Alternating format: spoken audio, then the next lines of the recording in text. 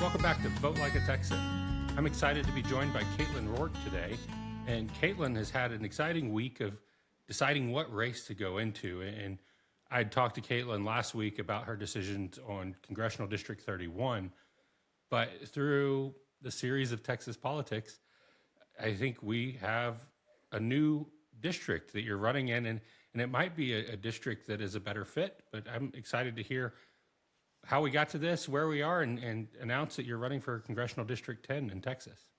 Yeah, that's right. Well, thanks again for having me, Justin. And it has been a crazy week, and I've gotten calls and texts from friends all over the country who are seeing the headlines. There's obviously been a lot of big developments and headline-worthy news announcements that people have been paying attention to. And for me, I announced my campaign in July, late July, and launched in Texas 31. And when I did that, especially as a first-time candidate who didn't know that much and had no idea that this redistricting push was coming down the pike, I announced in 31, which was where my job was, where my military career was, and it felt right. And then when they redistricted, it was I felt like I needed to stay the course, no question. And we were building an incredible campaign that we were meeting so many people, and we started knocking doors, and we're really getting that kind of grassroots, people-powered campaign that I had envisioned when I set out to do this. But as we got closer, and once the Supreme Court ruled last week, which feels like a lifetime ago, it became clear to me that a lot of the same fundamentals in a district like Texas 31 applied to District 10. And they're both, Republican districts. They both have sort of an entrenched Republican establishment. But the playbook that we were using in 31, which is this premise of making the tent bigger, going and talking to the independents and the disillusioned Republicans, finding ways to connect, finding ways to get our foot in the door and listen and learn and talk about the campaign that we're building and talk about the things we can do for voters from a public policy standpoint. All of those fundamentals applied. And, it was Sunday night and the filing deadline was Monday. And I was outside playing with my kids, and my neighbors were around the street. And what really, I think, was the nail in the coffin for me was being able to put a yard sign in my own yard and know that I could cast a vote for myself, and I could ask my neighbors to cast a vote for me. And knowing that my community could participate in an even more meaningful way in the campaign was really, I think it sealed the deal. And also 10, we'll talk a little bit about 10, but 10 is more expansive geographically. And one thing that I've learned through the short time that I've been a political candidate and out there campaigning is that I like challenges. I like hard things. I like putting in the work. I like meeting people. I like going to every outlying area of a district to go meet with people and talk to people and listen.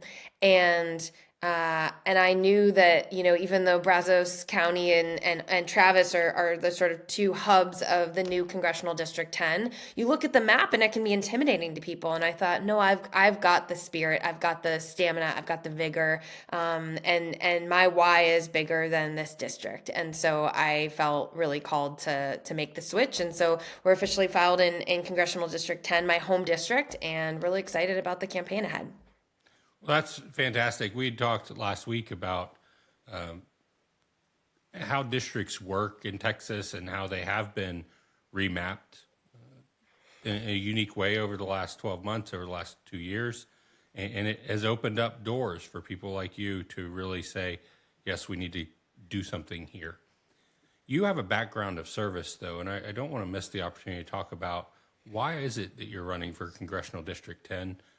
And I think it starts with your service background. Yeah, I think it's a great question. I come from a family of service. My parents were public school teachers. I grew up in Virginia, and they were both my mom worked for over 40 years as an English teacher in a middle school, and my dad taught high school art history and photography and art. And so service was modeled to me really early on. For me, it took the form of joining the military. So I enlisted and commissioned in the Texas Army National Guard. I served full time for several years. I served in the Army Reserve as well as a military intelligence officer and held a number of different positions.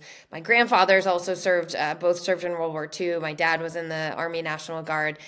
It was just sort of how I was brought up. And for me, the urgency of the moment made me feel that I couldn't sit on the sidelines because I was seeing the trajectory of our country. I was frustrated, frankly, after the elections. I was seeing how much money was being spent, and just this feeling. People felt so deflated after November of last year, and I looked around and I thought, well, I have to get off the sidelines. I have to go do something, and so I worked, and I think I plugged it in the other episode, but I worked with an organization called New Politics, and they were really critical to helping give me the clarity and help me crystallize, do I want to run for office? Do I want to put myself and my family through this? The answer was a resounding yes, I do. And then what office made sense and what office aligned with my background.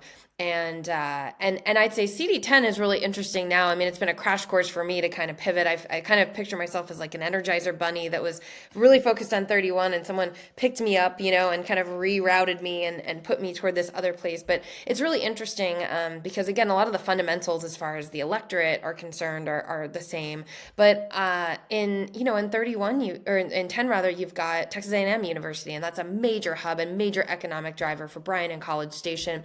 And the longtime incumbent, Representative McCall, had a lot of foreign policy and defense bona fides. And I think people have gotten sort of accustomed to that and how he's doing work with USAID, previously USAID, with the DoD, with a lot of the amazing work that A&M is bringing. And now, if you look at the new map, even the incredible work that's being done in Austin as far as, Army Futures Command and a lot of the sort of defense tech innovation that's happening in the Austin area and in College Station as well.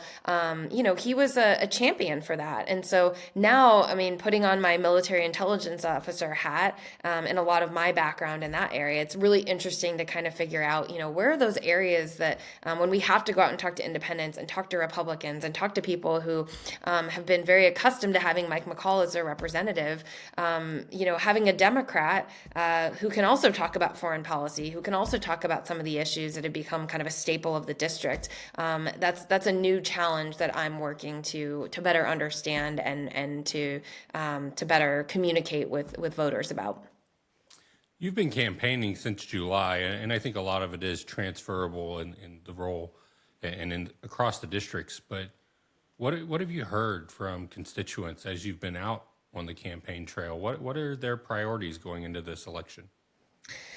Yeah, I've spent a lot of time out talking to people, a lot of time listening. I launched a listening tour that I was doing in 31, and we're going to do the same model in 10 to just go out and hear from people. And I really try to talk to a mix of voters. I don't just try to talk to Democrats. I talk to people who are politically disengaged. I talk to business owners. I talk to people who don't want to be have me publicly posting about our interaction. They just want to have the ear of someone who's working to go and serve them and represent them in Washington. So, the reason my platform looks the way it does is because it is informed by that listening.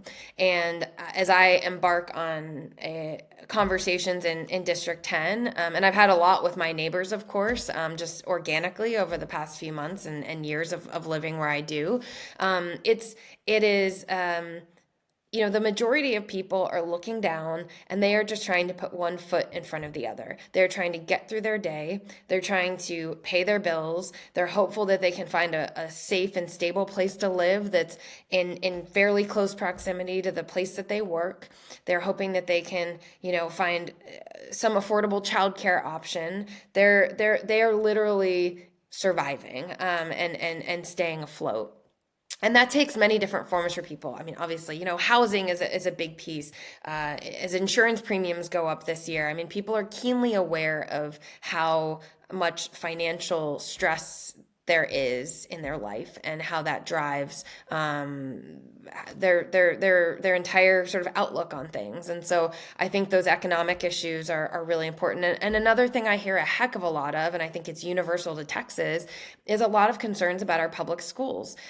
When vouchers kick in next year, I think people will see it even more clearly. But I think people are starting to. I think the last legislative session really awakened a lot in people, and I think people are starting to pay attention. I think a lot of folks are really frustrated by Congress. I do get a lot of people who say, why are you doing this? You can't change anything. You can't be the difference. It's futile to go do this.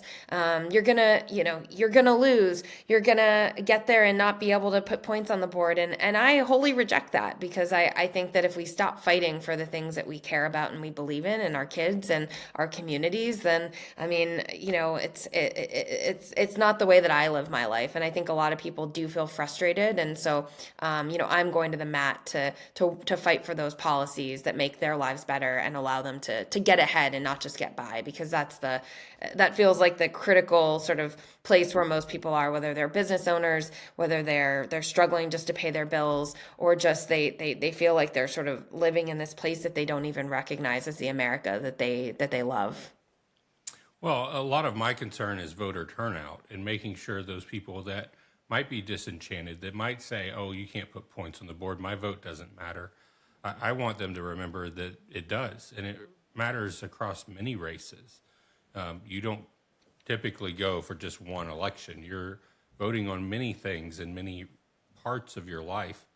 And the local elections are my passion, non-partied local elections, where we typically don't see a lot of turnout on the off-cycle, the May election, right? And so when I'm thinking about 2026, we have a primary coming up on March 3rd. It's probably going to result in a runoff for many candidates, which is in May.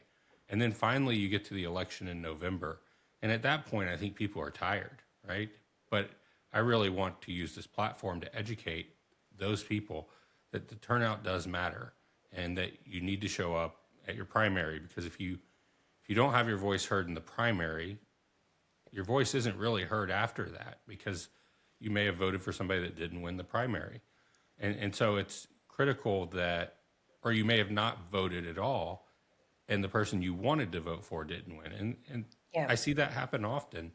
And it's an opportunity for us to go out and say, hey, we need engaged, informed, educated voters that are coming in and looking beyond a singular issue, and they're looking at all of the races that overlay, and your passion on the maps is important here, because where you live, whether you're in a city, you're in a county, you're in a precinct, you're in a district, if you don't know the answers to those, who represents me, it can be very difficult to keep up with, well, when do I need to show up and vote, and why do I need to show up and vote?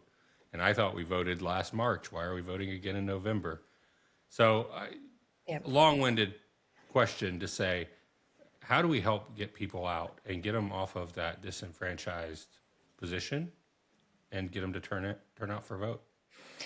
Yeah, it's a great question, and I mean, this whole experience has been just I say it's been a civics lesson as a citizen, because when you're out talking to folks, sometimes you're surprised by how much they know, or how familiar they are with different things. And there's a class of people that are deeply entrenched. They're the activists, they're the precinct chairs, they're the people that are going to the meetings and the rallies and the protests. But the majority of people, don't have that luxury sometimes. I mean, we have to meet them where they are and help educate them and inform them, but I think also help create either the urgency or the passion that they need to make the decision to spend their time, whether it's taking off of work or juggling their 3 kids to go down and vote.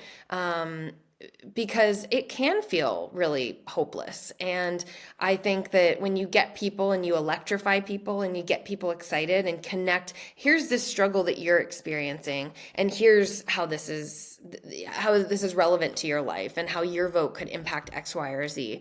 I think that is what we have to do. And I think that part of that is finding those people that are really excited and passionate, and probably listeners to your series are going to be, fairly well informed. They took the time to come listen to Vote Like a Texan and check out the website and learn more about this campaign and this project. But I look at those people and a candidate like me as having an extraordinary responsibility to go out and mobilize those people. And there's a lot of, relational organizing is an amazing way to do it. And there are a lot of tools, a lot of technologies that can help you connect. In the case of Texas, Blue Action's an amazing organization that really helps put relational organizing in the hands of individuals, and they're doing it at scale, and they're having incredible results. And I think also it's just getting back to that sense of community and finding what are the things you're excited about. Maybe it's not my campaign. Maybe you don't live in Congressional District 10, but find the thing, to your point, whether it's the school board initiative or the local race that really excites you, or it's a top of the ticket race. Whatever it is, find the thing that that's going to get you up every day, and where you can help rally and put your efforts and your energies, because I think it feels a lot more satisfying, whatever the end result is, to know that you gave it your all and you put points on the board, than to sit by and be idle. And so I think a lot of it is just finding the thing that's getting you really excited and getting you off the couch, and helping to get others off the couch. But I do feel it is our responsibility, again, as candidates, as legislators, as activists, to go out and meet people where they are, and make it as easy as possible, but also help tailor the message to those people. So it's a big job, but I think in Texas right now and nationally, there's a real opportunity, especially with some of the results we saw recently across the country. I think there's a lot of excitement. There's a lot of excitement at the top of the ticket. So I'm really hopeful that what we see in March is going to create a lot of momentum and a lot of foundation, so that when November comes around next year, we are going to be in an extraordinary place. So I'm excited, but it's a big responsibility, and one we can't take lightly. Well, Caitlin, I really appreciate the conversation today. I'm excited for you announcing Congressional District 10 is the race that you're a part of. Where can people learn more about your campaign and get in touch with you? Yeah, our website's the best place, CaitlinRourk.com. That is the hub for everything. We've got a volunteer form there, and I'll say we love volunteers from everywhere. We have a lot of work to do, both on the ground, but also a lot of virtual support that folks can provide, whether it's phone banking or texting, or just lending your skills and your passion. It also has all of our social media profiles, and it has more about me and my thoughts and my policy positions, and just a chance to dive deeper. So the website is great. It has our email address, info@CaitlinRourk.com. And I hope folks will check us out. And again, if it's, if you're inspired to go out and find that thing that really gets you passionate, I would encourage folks to do that, because it feels really good to know that you're making a positive difference for Texas, whatever that looks like for you. Well, Caitlin Rourk, thank you so much. It's been a pleasure to visit with you today, and good luck on the campaign trail. Thanks, Justin. Thanks for having me. Thank you for joining us for this episode of Vote Like a Texan. Please remember to like and subscribe, and check out votelikeatexan.com.